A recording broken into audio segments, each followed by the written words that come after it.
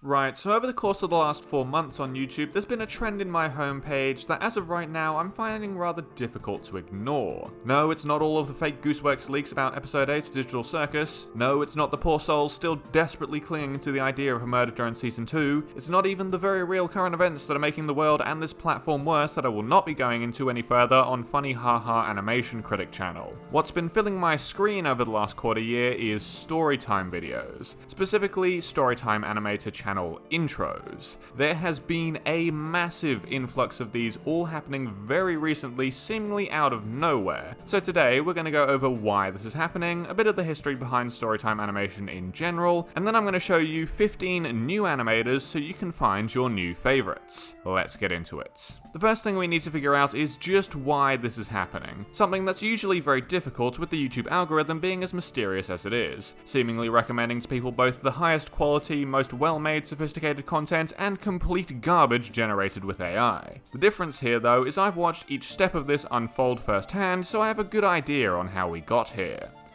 Minibit. The answer's Minibit. For the roughly 1/3 of my audience who don't know them, Minibit is a shorts animator who uploads very colourful and dynamic comics mostly focused on exaggerating everyday scenarios with very little voice work. They are very, very good, and as such consistently gain tens of millions of views on these shorts. Minibit has been on the platform for over 2 years now though, so their presence alone doesn't explain this. What Minibit did, however, was gather a small group of other talented shorts creators that idolized them and consistently showed them in their own very well produced shorts, gaining the same recognition back. This is a very old trick for the algorithm that I like to call crew boosting. Crew boosting takes advantage of the simple fact that the algorithm is more likely to show you content that is very similar to the things you already watch. That is why channels like myself stick to very similar concepts and why this video is a bad idea. Older examples of this include groups like FaZe and the Vanos crew who all upload very similar things and make it very easy for viewers to find all of the other channels from just stumbling across one. This process is normally quite intentional, and for longer form gaming content, it requires lots of planning and collaboration because you actually need the same group of people to meet either physically or virtually over and over again, which if you've ever tried is incredibly difficult. My fellow D&D players know this struggle well. Animation on the other hand is quite different, because these channels aren't really recognizable because of the face or the voice, they're recognizable because of the drawn character. Anyone on Earth can draw Minibit in their own animation and it would function almost exactly the same as if they were actually a part of the video.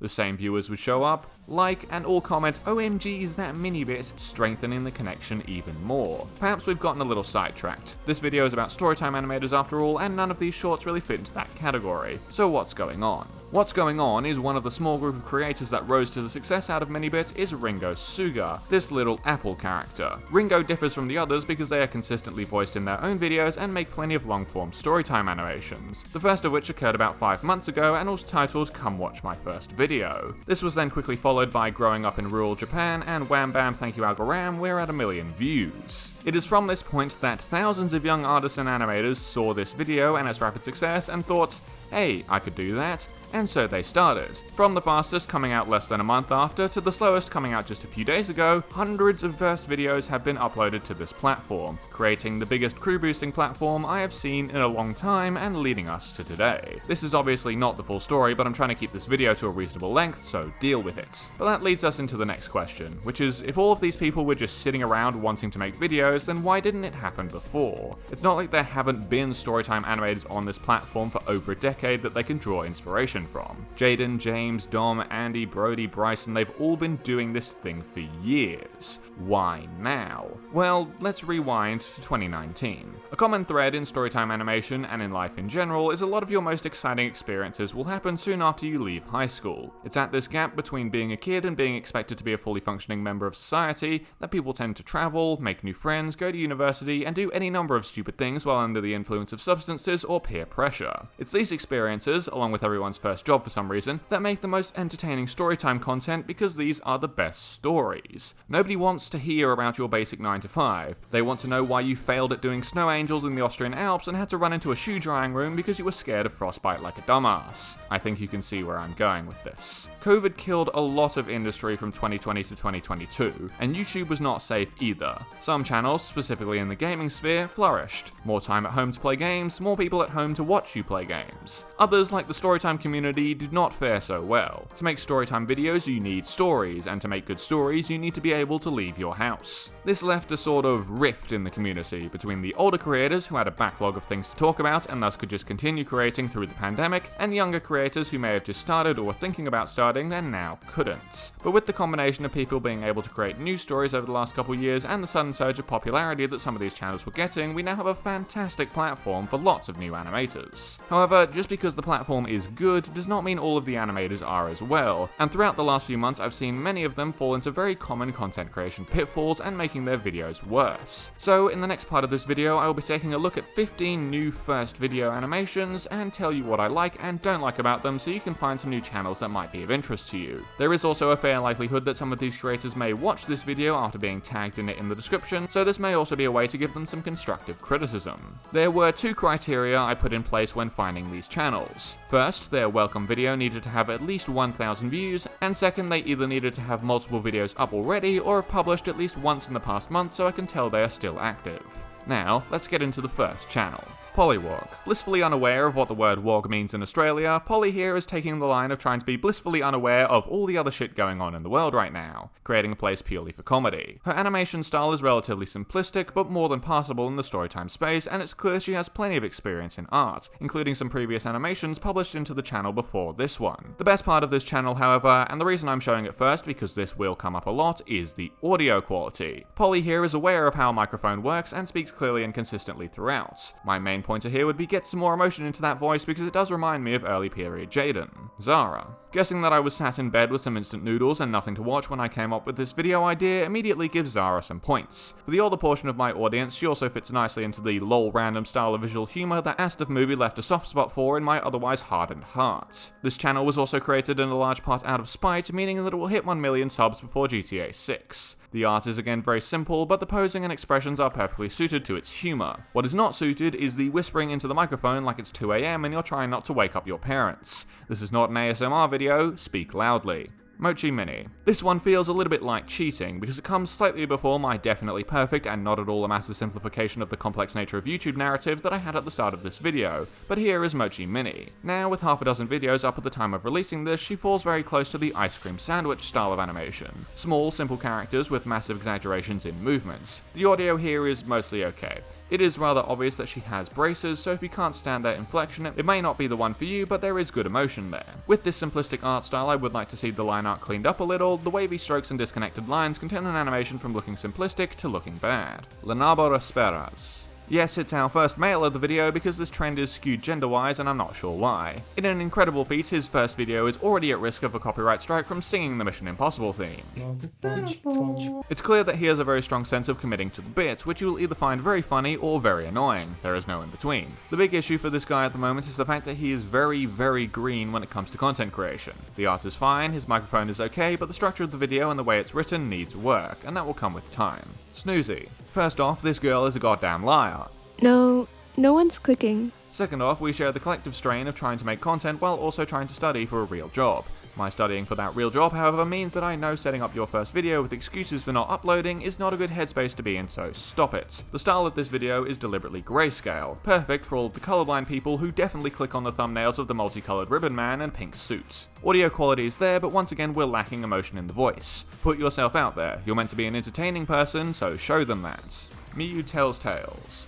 This one is also a little bit older and has 100,000 subs. I'm not entirely sure how to feel about that, but let's go over it anyway. Through the magic of drawing and undiagnosed, potentially, ADHD is one that is actually very funny and chooses oddly enough to follow the Michael McIntyre comedy roots. Take normal events that happen in everyday life and explain them in a way that's funny. This is based. The drawing is also very based. The audio quality is absolute buns and will need to be fixed, which it is later, but we're talking about the welcome videos here. Fabimations. This one seems to come up first a lot when searching for new Storytime animators by those exact words, probably because it has most of the word animations in her name. This is another one where I have a problem with the writing.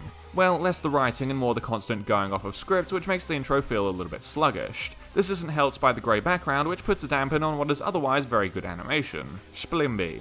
Yes, I am aware that this guy says he's not a storytime animator, but close enough, and what he does is the same stuff regardless, so deal with it. Splimby over here has a big advantage over a lot of the crowd today, as he actually uses backgrounds for all of his shots. We also get some good SpongeBob-esque, confrontingly detailed facial expressions and terrible chemistry humour, which I am a big fan of. Shout out Mrs. S. We once again come into some audio problems though. He sounds like just before recording this video, he was working on his lip-smacking ASMR and didn't realise it was still going on, so if you have an aversion to people chewing with their mouth open during dinner, this may not be for you. Lucery Goober. The intro video for this YouTuber is more meta than we've seen from the rest of them, with less talking about themselves and more them talking about how they will talk about themselves. Got it? Speaking of getting it, I do indeed get that crippling anxiety that comes with thinking nobody will watch your videos, even 3 years in. So please have the confidence in knowing it doesn't get any better. Voice quality is good with this one, reminiscent of Chipflake pre-transition. I will say though that there isn't very much variety in the shots here. It's all done from the same angle, which would definitely need improving. Automatonomon. Despite twisting my tongue into a reef knot as I tried to say his name, and opening the video with an actual jump scare that was not appreciated by 11 PM me last week, this one is actually shaping up to be quite promising.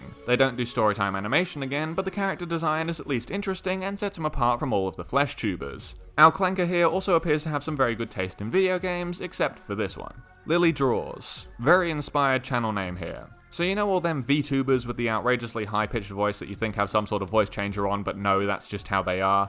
Well, here is the storytime equivalent. We'll explain that later. Despite the fact that my cochlears have removed themselves from my head and taken a stroll down to the beach, this is probably the most well-animated video we've looked at so far. Lily here is clearly not new to this, and in fact she tells us about her other projects from before. She's also quite unique in the fact that her first video is not the most viewed one, so there may be some potential here. Jazz is taken.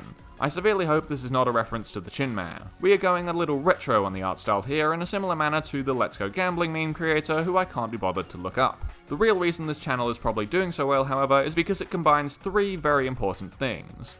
1, it has a very unique art style, 2, it has a microphone that isn't completely terrible, and 3, it has good old-fashioned fast pace. Talking quickly yet clearly and having a good opening make for a fantastic combo. Pink Moss. Got a tragic upbringing centered around FNAF and Undertale? Of course you do, this is the average YouTube viewer I'm talking about, and the next animator shares in that concerning piece of history. Pink Moss here was inspired specifically by our last YouTuber and has gone more into the switch up the style every 2 seconds route of animation. Despite that, the biggest criticism I have of this particular channel is the fact that she keeps reusing drawings in multiple sequential shots, making it quite obvious. Big tick for longevity, however, as the time alone in one room not talking to anybody is the best way to make content.